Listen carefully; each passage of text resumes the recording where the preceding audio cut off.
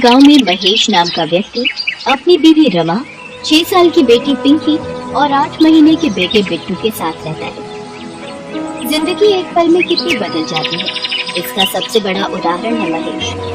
वो एक chemical factory में काम करता था। एक रात फैक्ट्री में ब्लास्ट हुआ। उसे गंभीर हालत में अस्पताल में भर्ती कराया गया। जैसे ही रमा को पता लगा, वो भागी भागी अस्पताल पहुंची। काफी गंभीर हालत है आपके पति की।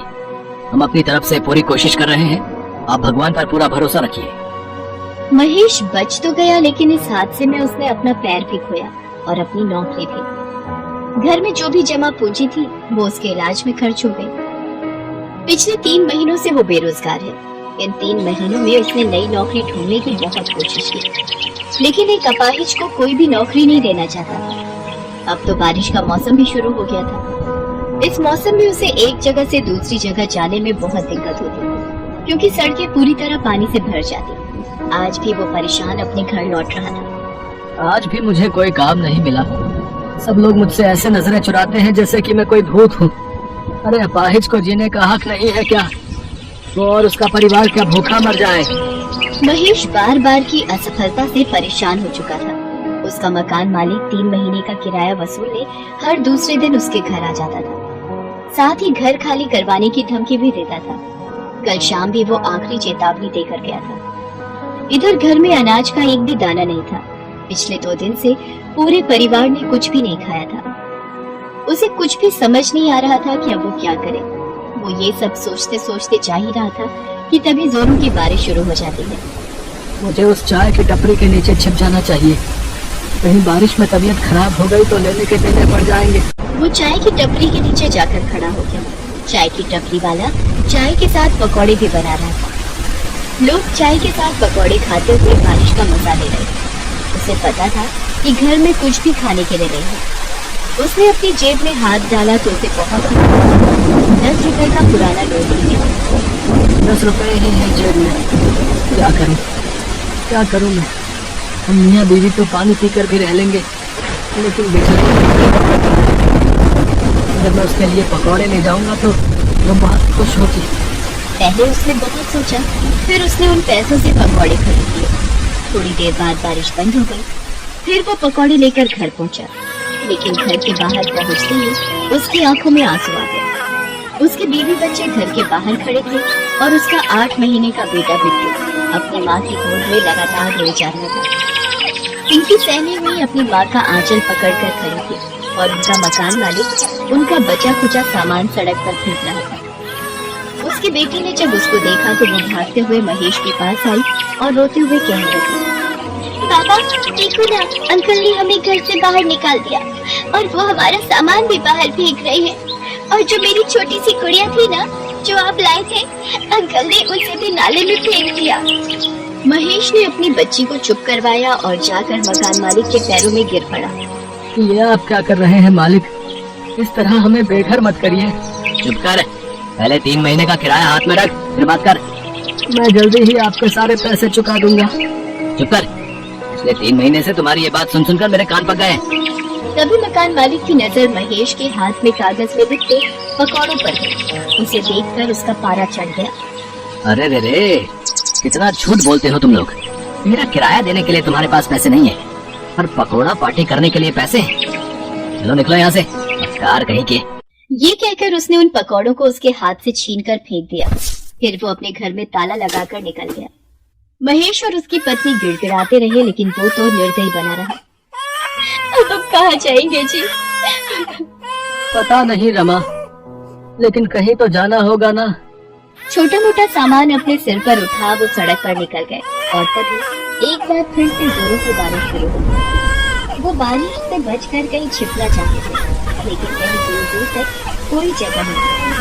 रमा अपने छोटे से बेटे को अपने सीने से लगाए चली जा रही थी। तभी बारिश के साथ साथ ओले भी गिरने लगे। हे भगवान, गरीबों को तकलीफ देने में आपको बहुत मजा आता है ना।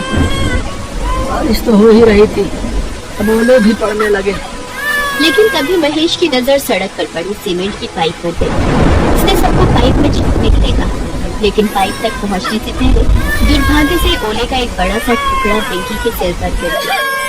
उसके सिर से खून बहने लगा और वो बेचारी जोर से रोने लगी। रमा ने झट से अपनी गोद से बिट्टू को उठाकर महेश के हाथ में दिया और अपनी साड़ी का पल्लू फाड़कर पिंकी के सिर पर बांध दिया। माँ, सिर में बहुत दुख रहा है। रो मत मेरी बच्ची, ठीक हो जाएगा। वो सभी पाइप के अंदर बैठ गए और बारिश के रुकने का इंतजार करने लगे, लेकिन बारिश रुकने का नाम ही नहीं ले रही थी। तभी उन्होंने देखा कि उनके सीमेंट वाली पाइप से कुछ दूरी पर एक बड़ी सी गाड़ी आकर थी। उसमें से 2 कपल बाहर निकले और बारिश में भीगने लगे। बारिश में भीगने का अपना अलग ही मजा है ना काजल। सच में अखिल, बारिश में भीगना और उसके बाद गर्मा गर्म पकौड़े खाना जन्नत सा मजा देता है। काश ये बारिश पूरी रात होती रहे तो मजा आ जाए। एक और महेश का परिवार बारिश के रुकने का इंतजार कर रहा था और दूसरी ओर कोई पूरी रात बारिश चल रहा था। कितनी असमानता है ना भगवान की बनाई इस दुनिया में। महेश और उसकी बीवी यही सोच रहे थे, साथ ही बारिश के रुकने का इंतजार भी कर रहे थे, लेकिन बारिश नहीं रुकी और वो और भी तेज होती गई। सड़कों पर पानी भरने लगा और लगातार 2 दिन से हो रही बारिश के कारण बाढ़ वाली स्थिति पैदा होने लगी। उन लोगों की सीमेंट वाली पाइपों में पानी आ गया। पानी उनके सीने तक पहुंच चुका था। रमा, हमें बच्चों को लेकर कहीं ऊंचे स्थान पर जाना होगा, नहीं तो हम सब डूब जाएंगे। तभी महेश ने पिंकी को अपने कंधों पर बिठाया और किसी सुरक्षित जगह की तलाश में आगे की ओर जाने लगा। तभी पानी का एक तेज बहाव आया और महेश का नियंत्रण बिगड़ गया और वो गिर पड़ा। पिंकी भी गिर पड़ी और वो पानी के तेज बहाव की चपेट में आ गई और पानी में डूबने लगी। पापा, पापा बचाओ मुझे, मैं डूब रही हूँ पापा, पापा। एक तो 2 दिन से भूखा परिवार, ऊपर से बारिश का कहर। महेश चाहकर भी अपनी बच्ची को नहीं बचा सका और पिंकी पल में ही उनकी आंखों से ओझल हो गई।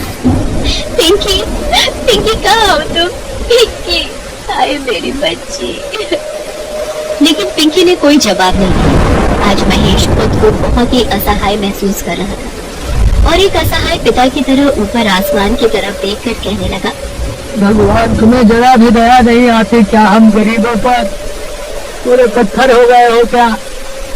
पहले तो मुझे अपाहिज कर दिया और फिर दाने दाने को मोहताज कर दिया, फिर सिर से छत भी छीन ली और अब मेरी बच्ची को मिलेगा। कान खोल कर सुन ले तू मेरे लिए भगवान नहीं, पत्थर है पत्थर। वे उस बाढ़ से किसी तरह बचने की कोशिश कर रहे थे, लेकिन उनके पैर जवाब दे चुके थे। भूखा शरीर अपनी ताकत खो चुका था। उनके पैर लड़खड़ा रहे थे और वो भी इस बाढ़ की चपेट में आकर डूबने लगे। हालांकि तब भी उन्होंने हाथ पैर मारे, लेकिन धूप ने उन्हें कमजोर बना दिया। दोनों एक दूसरे को पुकार तो रहे थे, लेकिन पानी के बहाव में वे पुकार अनसुनी हो रही थी। रमा, रमा, बिट्टू। लेकिन शायद मौत अभी उनके हाथ के दिखाव में नहीं। तभी तो वो पानी में गिरकर बेहोश हो गए थे और बहे जा रहे थे। तभी बाढ़ राहत कार्य वालों की नजर उन पर पड़ी और वे उन्हें अपनी नाव में बचाकर राहत शिविर ले आए। इस बारिश में हम तीनों तो बच गए रमा, लेकिन इसने हमसे हमारी पिंकी को छीन लिया, हमसे छीन लिया रमा। वे दोनों एक दूसरे को पकड़कर रो रहे थे कि तभी एक नन्ही सी बच्ची, जिसके हाथों में बिस्किट और ब्रेड का पैकेट था, वो पैकेट उसको राहत शिविर वालों ने दिया था, उनके पास आई और पीछे से आकर बोलने लगी, बाबा, बाबा, क्यों रो रहे हैं आप लोगों को भी भूख लगी है ना? ये नीचे ब्रेड खाइए, अंकल ने मुझे दी थी, मैं आप लोगों का ही इंतजार कर रही थी। वो आवाज पिंकी की थी। पिंकी को देखकर महेश और रमा फूट फूट कर रोने लगे। पिंकी को भी राहत कार्य वाले बचाकर शिविर में ले आए थे। अपनी बच्ची को जिंदा देखकर वो लोग ऊपर वाले को देखकर उसका शुक्रिया अदा करने लगे। पूरे 1 महीना वो लोग राहत शिविर में रहे। उसके बाद सरकार ने उन्हें कुछ पैसे मुआवजे के तौर पर दिए, जिससे वो नई जिंदगी की शुरुआत कर सके। आज महेश एक चाय पकौड़े की दुकान चलाता है। उसकी जिंदगी अब पहले से बेहतर हो गई है। बारिश ने परीक्षा तो ली उसकी, लेकिन उसी बारिश ने उसे फिर से अपने पैरों पर खड़े होने का मौका भी दे दिया।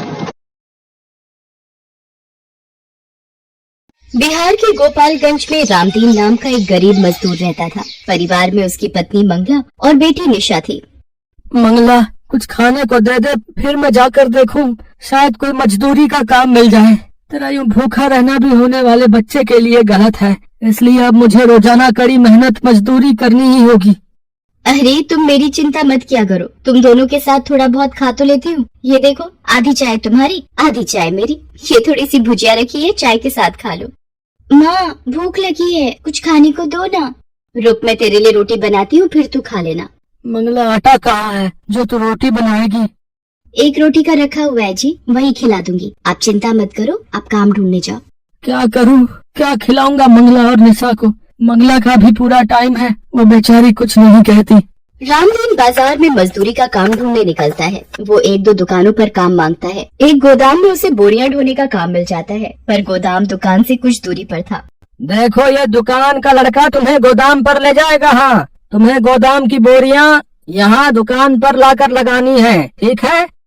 ठीक है सेठ जी, मैं ले आऊंगा। रामदीन पूरा दिन गोदाम की बोरियां पीठ पर लाद कर सेठ की दुकान में उतारता रहा। अरे कितनी बोरियां रह गई हैं भाई, दुकान बंद करने का समय हो रहा है। सेठ जी बस 4 बोरी और बाकी है।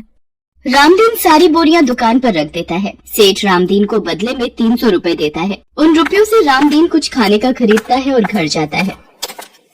मंगला, ये थोड़ा राशन ले आया हूँ, कुछ दिन तो निकल ही जाएंगे। मंगला उस दिन फिर दाल चावल बनाती है, जिसे देखकर निशा बहुत खुश होती है। माँ, आज आपने खाने में दाल चावल बनाए हैं, मुझे ये वाली दाल बहुत अच्छी लगती है। ये ले, फिर थोड़ी और दाल ले ले बिटिया। मंगला, ये आज तो काम मिल गया, पर आगे कैसे गुजारा होगा? मानसून भी अपने उफान पर है और गोपालगंज का तो तुम्हें पता ही है, कब बाढ़ का कहर हम गरीबों पर टूट जाए कौन जाने। मुझे तो तुम्हारी चिंता हो रही है, तुम्हारी डिलीवरी का वक्त निकट आ रहा है, बस गोपालगंज में सब कुछ ठीक रहे। रामदीन इसी चिंता में था कि मॉनसून आ गया है, कोई काम नहीं मिला तो घर कैसे चलेगा। अगले दिन मंगला, मैं देखता हूँ पड़ोस के विजेंद्र भैया बता रहे थे कि एक इमारत की मरम्मत के लिए किसी को मजदूर चाहिए। पता करके आता हूँ, शायद मिल जाए। बाहर तो बारिश हो रही है, कैसे जाओगे? अरे ज्यादा दूर नहीं जा रहा, पास ही में जा रहा हूँ। रामदीन एक पन्नी ओढ़कर बारिश में काम ढूंढने निकलता है। अचानक बारिश बहुत तेज होने लगती है। वो एक चाय की छोटी दुकान के नीचे खड़ा होकर बारिश रुकने का इंतजार करने लगता है। चाय की दुकान पर कुछ ग्राहक भी बारिश रुकने का इंतजार कर रहे थे। चाय वाले की दुकान पर एक रेडियो चल रहा था, जिस पर गोपालगंज की खबरें आ रही थी। बता दें कि गोपालगंज जिले में लगातार हो रही बारिश और नेपाल से पानी डिस्चार्ज किए जाने से गंडक नदी का पानी तेजी से गांव में प्रवेश कर रहा है। मांझावा सदर प्रखंड के कई गांव में बाढ़ का पानी घुस चुका है। लोग बाढ़ के पानी से त्राहिमाम कर रहे हैं। अरे भगवान, ये क्या हो गया? बाढ़ का पानी तेजी से गांव में आ रहा है, मुझे घर जाना होगा। अरे ये पानी का बहाव तो बढ़ता ही जा रहा है। रामदीन खबर को सुनकर घबरा जाता है और तेजी से घर की ओर भागता है। रामदीन के घर में पानी भर चुका होता है। आसपास के लोग जल्दी जल्दी घरों को खाली करके भाग रहे होते हैं। अब आ गए, ये देखो पूरे घर में पानी भरता ही जा रहा है। बापू, मुझे डर लग रहा है। अरे घबराओ मत, कुछ नहीं होगा मंगला। निशा को मैं कंधे पर बिठा लेता हूँ, हमें जल्दी यहाँ से निकलना होगा। सुनो जी, लगता है मेरा बच्चा होने का वक्त आ रहा है। मुझे दर्द महसूस हो रहा है जी, घबराहट से लगता है बच्चा नीचे आ रहा है। प्रभु, क्या करूँ? विजेंद्र भैया को बुला कर लाता हूँ। अब विजेंद्र भैया। रामदीन, जल्दी से जरूरी सामान बांध ले, निकलना है वरना कोई नहीं बचेगा, सब बाढ़ में बह जाएंगे। विजेंद्र भैया, मंगला को बच्चे का दर्द शुरू हो गया है, वो चल भी नहीं पा रही है। अरे बेचारी को इस मुसीबत में ये बड़ी परेशानी होनी थी। जल्दी चलो जी। एक काम कर, ये खाट पर भाभी को लेटा, फिर इसी पर ले जाना पड़ेगा, कोई और रास्ता नहीं है अब। रामदीन निशा को अपने कंधे पर बिठा लेता है। विजेंद्र और उसकी पत्नी भी बहुत नेक दिल थे। विजेंद्र की पत्नी अपने बेटे को गोद में उठा लेती है। विजेंद्र रामदीन के साथ मंगला को खटिया पर लिटाकर उठाने में मदद करता है। सुनो जी, निशा के बापू, मेरा दर्द बर्दाश्त के बाहर हो रहा है, कुछ करो जी। बाहर का पानी बढ़ता ही जा रहा है विजेंद्र भैया। अरे हिम्मत मत हार रामदीन, भगवान सब ठीक करेंगे। लोग पानी के बहाव से बचने के लिए इधर उधर भाग रहे थे। आज पता नहीं एक गरीब पर बाढ़ का कहर आया हुआ था, मानो सब कुछ ले डूबेगा। मंगला की हिम्मत जवाब दे रही थी। अब एक ही उपाय है रामदीन, भाभी को किसी नाव में सहारा दिलवाना होगा, कोई नाव में लेटाने की मदद कर दे बस। अरे भैया, कोई बीबी का बच्चा होने वाला है, नाव में जगह दे दो भैया। भाई हम खुद 5 लोग हैं, हमारी नाव इतना वजन नहीं संभाल पाएगी भाई। रामदीन बहुत लोगों के आगे गिड़गिड़ाता है। मंगला की तबीयत बिगड़ने लगती है।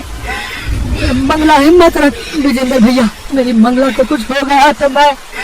हिम्मत मत हारो भैया, वो सामने शायद बचाव कर्मी नाव लेकर खड़े हैं। जल्दी से उन लोगों को मदद दो, शायद वो लेडी प्रेग्नेंट है, जल्दी। रेस्क्यू टीम जल्दी से रामदीन के पास पहुंचती है और नाव में मंगला को लिटाया जाता है। मुश्किल के वक्त मजबूरी में मंगला नाव में ही एक बेटे को जन्म देती है। सब लोगों की मदद से मंगला की जान बच जाती है। कुछ देर बाद सुरक्षा कर्मी मंगला और उसके बच्चे के साथ सभी को एक सुरक्षित जगह पर पहुंचा देते हैं। आपका बहुत बहुत शुक्रिया साहब, आज आपने हमारी मदद की। ये हमारा फर्ज था जो हमने निभाया, इसमें धन्यवाद की कोई बात नहीं। रामदीन विजेंद्र और उसकी पत्नी को भी धन्यवाद करता है। विजेंद्र भैया, भाभी जी, आज आप दोनों ने भी हमारी बहुत सहायता की है। अरे भाई कहता है, फिर ये धन्यवाद किस लिए? आजा भाई के गले लग जा, आज एक बेटे का भी बाप बन गया है तू। मेरा छोटा भैया आया है बापू। हाँ बिटिया, ये देख तेरा छोटा भाई आया। मंगला, अब तुम ठीक हो ना? जी मैं ठीक हूँ, और अब हम कहाँ रहेंगे, सब कुछ इस बाढ़ में तबाह हो गया। ये बाढ़ की परेशानी मंगला गोपालगंज के साथ साथ हर आसपास के गांव में हर मानसून में होती है, पर हिम्मत रख, सब कुछ ठीक हो जाएगा। गरीब पर बाढ़ का कहर जब आता है अपने साथ बहुत कुछ ले जाता है, पर कहते हैं ना, जब कभी कोई संकट आता है तो भगवान किसी न किसी रूप में अवश्य आ जाते हैं। जैसे ये बचाव कर्मी आए। इस बुरे समय में सबने एक दूसरे की सहायता की और कुछ समय बाद